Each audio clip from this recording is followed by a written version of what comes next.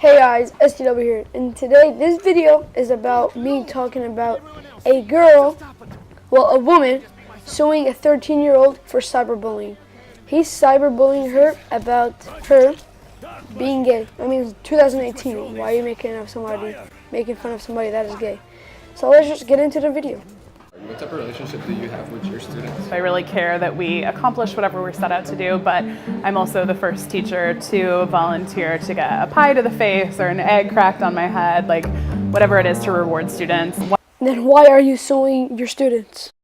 One of the highlights of my job is the fact that I probably laugh, cry, like at least once a day, because teenagers are funny, and if you let them be funny, they're really fun. My name is Amy Estes. I'm an 8th grade English teacher. I've been teaching for about 12 years now. Why is she blaming this on her school system? She got called gay on the internet. Deal with it. The joy of knowing that I've impacted a student or had a good day in the classroom is really indescribable, because while education does not necessarily pay well, what it does pay is knowing that. So first, why is she bragging about how good teacher she is when she's suing a 13-year-old? And second, who tells the internet that education doesn't pay well? Don't you want kids to go to college and get an education? Like, how dumb is this girl? You've had a chance to impact future generations. Heck yeah, you're impacting a future generation. You're seriously suing a 13-year-old. My goal is always to really understand where a student's coming from as a person, not just a test score or a grade. My story begins at the start of the 2017-2018 school year. I had several students approach me privately out of concern to let me know that a former student of mine who was following me on Instagram because they wanted to keep in touch with me.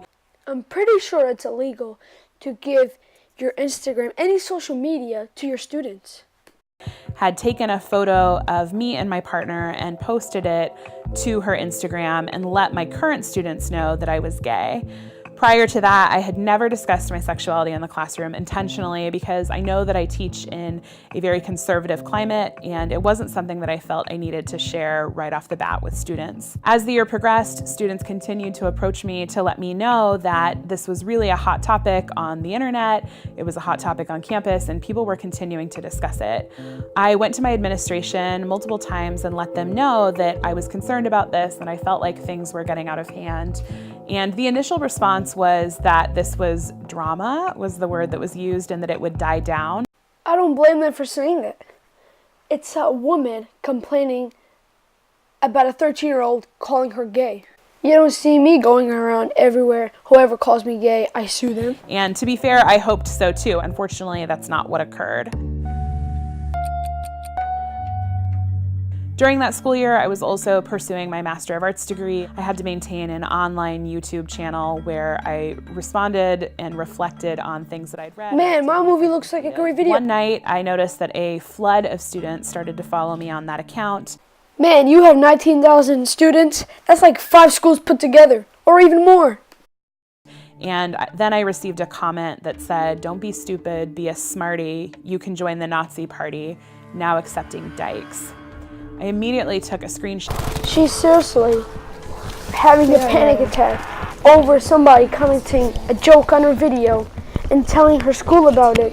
Like, it's just a joke. You could delete the video, disable a comment. You could delete the comment. You could do anything. You just took a picture and told your school they're not going to do anything about it.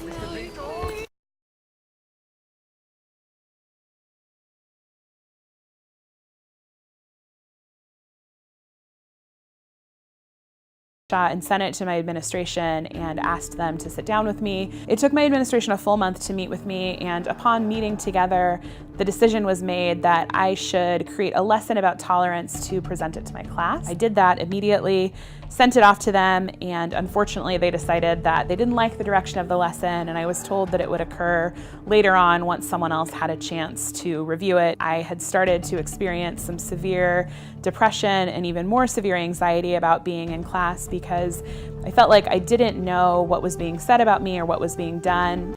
She's seriously having panic attacks about